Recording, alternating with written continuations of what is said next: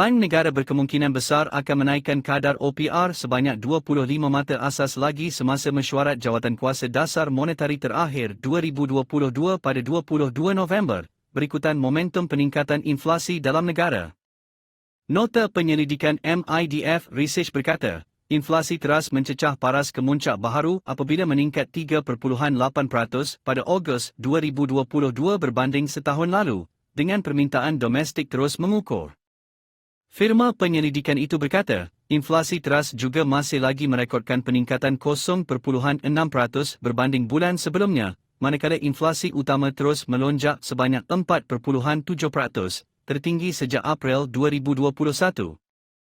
Peningkatan kecil dalam inflasi bukan makanan dengan inflasi makanan mencatatkan rekod tertinggi baharu menyumbang kepada peningkatan indeks harga pengguna IHP sebanyak 4.7% berbanding setahun lalu. Bagaimanapun, penganalisis mendapati tiga data IHP mengikut asas bulanan telah pun menunjukkan isyarat penyederhanaan. Ini sejajar dengan pembetulan kecil dalam harga komoditi global selain tekanan menurun rantaian bekalan di peringkat domestik dan serantau. Harga bahan api pada Ogos 2022 meningkat sebanyak 4.9% berbanding setahun lalu, namun menguncup sebanyak 0.9% berbanding bulan sebelumnya, penurunan bulanan terbesar sejak Disember 2020.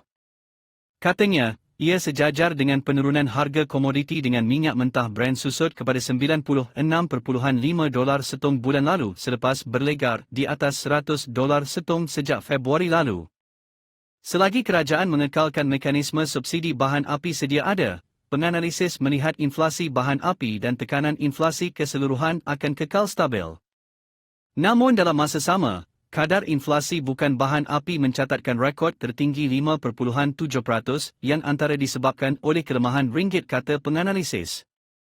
MIDF Research berkata, inflasi makanan di Malaysia meningkat kepada 7.2% tahun ke tahun, paling tinggi pernah direkodkan. Ia menjelaskan, sebagai pengimport bersih makanan, penurunan ringgit berbanding dolar Amerika Syarikat pada bulan lalu sebahagiannya telah menyebabkan kenaikan inflasi makanan. Dengan Rizab Persekutuan Amerika Syarikat dijangka menaikkan kadar dana lebih tinggi daripada jangkaan, ringgit akan kekal dalam tren melemah sehingga sekurang-kurangnya suku keempat 2022. Menuju ke hadapan, kami menjangkakan inflasi makanan domestik akan mencatatkan penurunan pada kadar sederhana separuh kedua 2022 berikutan penurunan harga komoditi global, terutamanya harga berkaitan pertanian, katanya.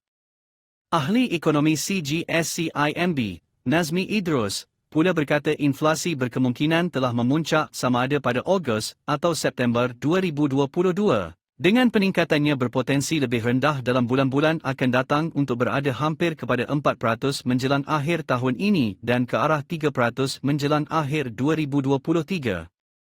Beliau berkata, setakat ini kebanyakan indeks komoditi utama telah mencatatkan kemuncak pada suku pertama 2022, selain daripada gas asli, di tengah-tengah perkembangan geopolitik di Eropah.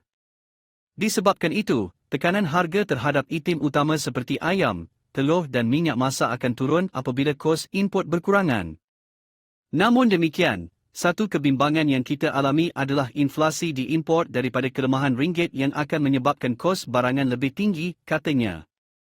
Nazmi berkata, di sebalik kenaikan inflasi teras, CGSCIMB menjangkakan normalisasi kadar faedah oleh BNM akan berhenti seketika semasa mesyuarat MPC bulan depan, berikutan kebimbangan terhadap tinjauan global yang lemah. Bagaimanapun, kami menjangkakan dua lagi kenaikan 25 mata asas pada separuh pertama 2023, katanya.